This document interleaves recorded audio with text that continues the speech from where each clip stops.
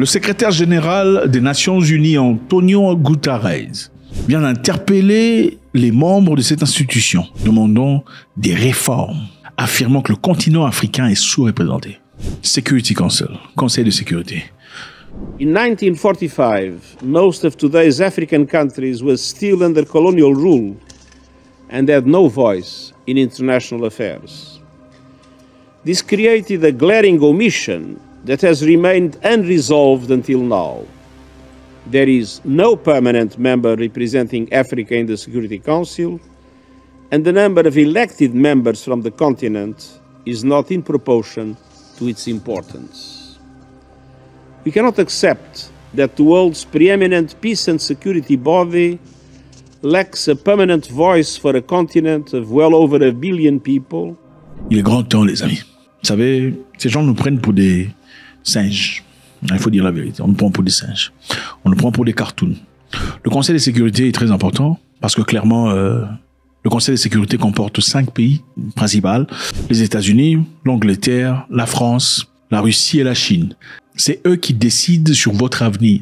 C'est-à-dire, si 120 pays disent non, n'attaquons pas l'Ouganda, et un de ces pays là-bas au Conseil de sécurité dit allons-y. Leur droit de veto surplombe sur 120 pays. Donc, un seul pays, les États-Unis, son droit de veto est au-dessus de 120 pays ou 110 pays. Est-ce que c'est juste? Est-ce qu'on peut dire qu'on vit dans un monde correct, un monde juste? Absolument pas.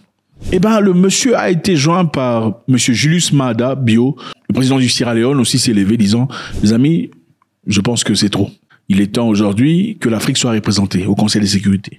Africa wants the veto abolished. However, if UN member states wish to retain the veto, it must extend it to all new permanent members as a matter of justice.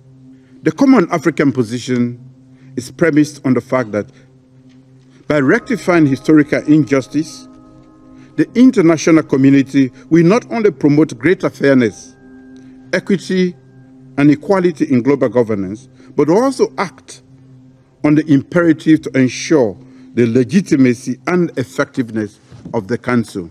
On ne va pas continuer à agir comme ça. Nous ne sommes pas vos enfants, non, il faut nous respecter, en fin de compte. Prenez-nous au sérieux. Il faut nous prendre au sérieux.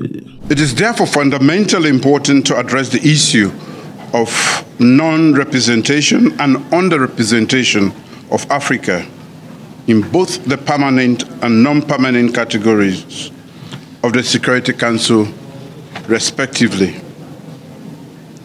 The current lack of representation in the permanent category does not reflect the current global landscape, and it is fundamental to consider the structural changes for its rectification. It is deeply saddening to see the continued impact of historical injustice on Africa, and we must acknowledge and address these issues. Africa demands equitable representation in all UN decision-making organs, particularly the Security Council. By ensuring Africa's voice is heard, we can legitimize the UN's work and truly implement decisions that benefit the continent. Continuing this unfairness, we marginalize an entire continent that is highly important on the Security Council's agenda. Therefore, our demand for 2 permanent seats with all the rights and prerogatives of current members and 2 additional non-permanent member seats. We have no doubt that the Council needs reforming, and the common African position has received wide support. It is time to take the next step and put the motion, the actual reform of rectifying the historical injustice against Africa. Ils ont dit, nous ne pouvons pas accepter que l'organisme de paix et de sécurité le plus important du monde ne dispose pas d'une voix permanente pour un continent de plus d'1 milliard de personnes. C'est inacceptable. Il y a 1 milliard de personnes en Afrique, mais nous ne sommes pas représentés. Et puis vous dites, vous êtes des humains égaux aux autres humains. Absolument pas. Et il faut s'exprimer. Nous n'avons pas n'ont plus accepté que les opinions de l'Afrique soient sous-estimées sur des questions de paix et de sécurité sur le continent que dans le monde. Donc, on peut décider sur l'Afrique sans que les Africains ne soient participants. C'est comme ils ont fait, ils sont partis chez Kadhafi détruire tout ça là. Voilà, sans essentiellement que voilà les Africains ne disent quoi que ce soit. Il est temps que les Africains disent quelque chose. Le Conseil de sécurité de l'ONU est composé de 15 membres. Ok, parmi ces 15 membres, 5 membres sont permanents. La Chine, la France, la Russie, les États-Unis et le Royaume-Uni. Tandis que 10 autres sièges ne sont pas permanents. Ce sont tout ça, attribués aux sous-régents, tout ça. Et il est temps que l'Afrique reçoit sa place. Ce n'est pas la première fois, les amis. Mohamed Kadhafi, on avait parlé dans le passé, au moment où il a déchiré le livret des Nations Unies, tout ça, charte des Nations Unies, il a dit que c'était du n'importe quoi. Vous vous moquez des gens? Parce qu'en réalité, vous êtes partis dans plusieurs pays pour aller bombarder sans essentiellement respecter la vie des autres pays, parce que vous aviez un droit de veto. C'est comme si vous étiez seigneur sur autre pays. C'est inacceptable. Qui êtes-vous? Mohamed Kadhafi leur disait. Voilà pourquoi, manifestement, il voulait pas de lui, il voulait le finir. Parce que c'était une personne qui s'exprimait très ouvertement sans avoir froid aux yeux. Il a dit, je m'en fous. Anyone who says that I'm higher than or above the General Assembly should leave the United Nations and be alone. Democracy is not for the rich or for the rich or for the one who terrorizes us or for the one who is more powerful than us. We should have democracy. No, the higher world or the upper world should be the all nations at equal footing. Now the Security Council is a security feudalism, political feudalism for those who have a permanent seats, protected by them, and they are used against them, against us. It's not should not be called the Security Council. It should be called the Terror Council. Et c'est ça. Voilà l'une des raisons pour lesquelles il était important de le finir, parce que monsieur s'exprimait. Qui leur avait donné le droit de partir en Irak et de faire autant d'atrocités? Pourtant, il n'y avait pas de preuves, sous prétexte que, voilà, en Irak, il y a des boissons de destruction massive. Non, c'était des boissons, des explosifs, des destructions massives. Enfin bref, des armes de destruction massive, c'est ce qu'ils nous ont vendu. Mais évidemment, il fallait aller faire une guerre qui serait sponsorisée par les entreprises fabricants d'armes, qui se sont fait des milliards de dollars. Et aussi, par la même occasion, voler l'or qu'il y avait chez les Irakiens. Il n'y avait pas de bombes à détournement ou bombes aux boissons à destruction massive. Monsieur Bush a mis la pression sur tout le monde. Ils ont fait du chantage comme pas possible. Qu'est-ce qu'il disait? Soit vous êtes avec nous ou vous êtes contre nous. On lui a demandé, monsieur, donnez-nous des preuves. Où sont les preuves de la présence des bombes nucléaires chez monsieur Saddam Hussein? Sa réponse était simple. Soit vous êtes avec nous ou vous êtes avec les terroristes. Mais il n'a pas donné les preuves. Every nation in every region now has a decision to make. Either you are with us or you are with the terrorists. Le fait de demander les preuves veut dire que nous sommes avec les terroristes. C'est ce qu'ils ont fait. Pourquoi? Parce qu'ils sont ceux qui contiennent le Security Council, le Conseil de sécurité. Donc personne ne pouvait s'y opposer. Ils sont partis là-bas. Finalement, après, ils ont dit quoi? Voilà, nous sommes désolés, on cherchait les bombes atomiques, les bombes à destruction massive, on ne les a pas vues. En rigolant. C'est vrai qu'ils rigolaient.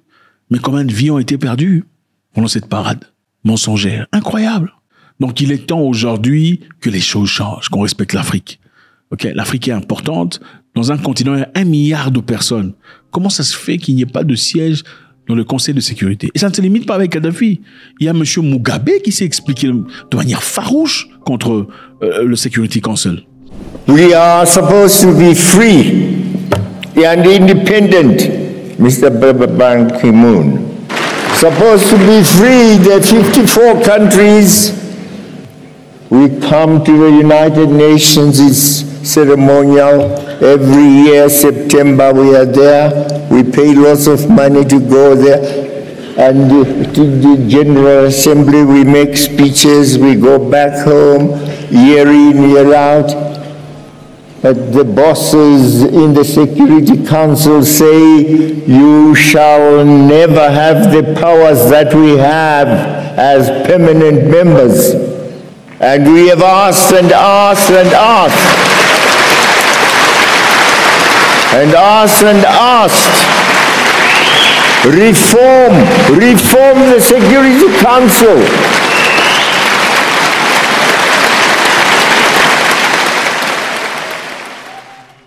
Mugabe l'a dit, nous ne sommes pas vos paillassons.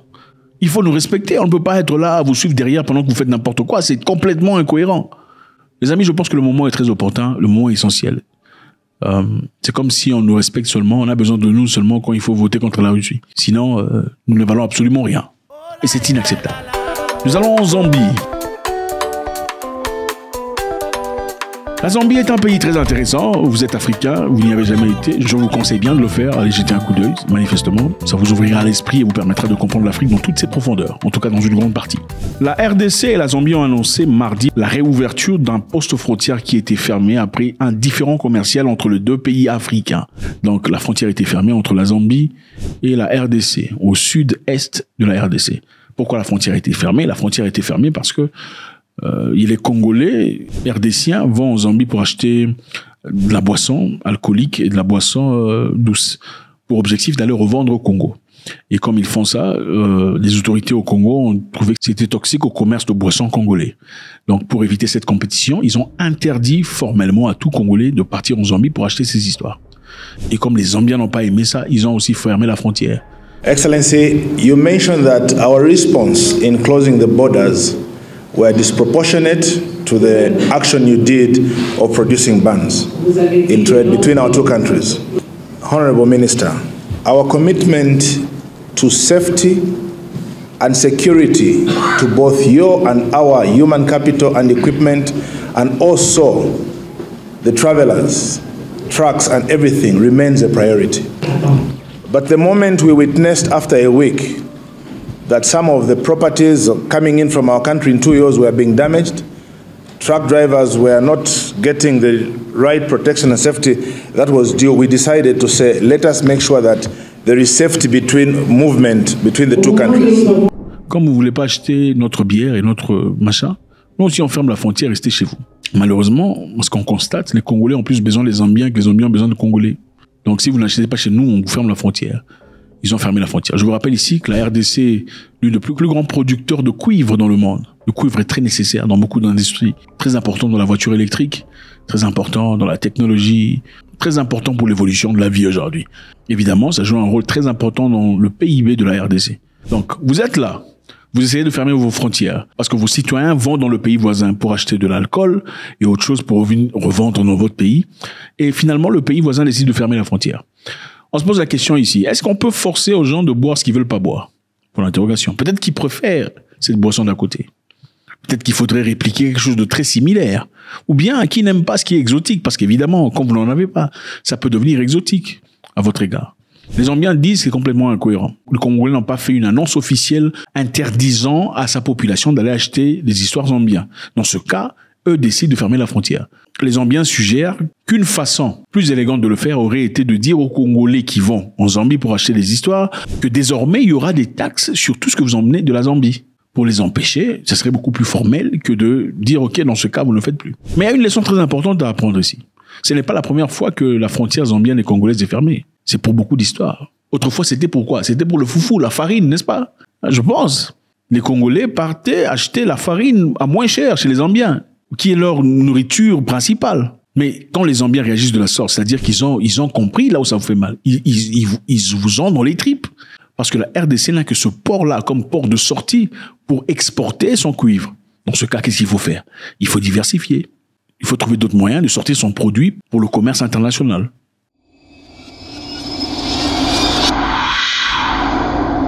Donc, en récap, les Africains mettent la pression. Le président Sierra Leone exige à ce que les Africains soient représentés dans le Security Council. Et aussi, la Zambie, finalement, a décidé de rouvrir la frontière et beaucoup de Congolais sont contents. Il y a des Congolais en train de danser. Très contents de, finalement, voilà, pourquoi pas refaire ce qu'ils font dans le passé. Et je pense que l'idée a été exposée. Il faudrait toujours avoir des moyens alternatifs dans la vie, quoi qu'il en soit. God bless.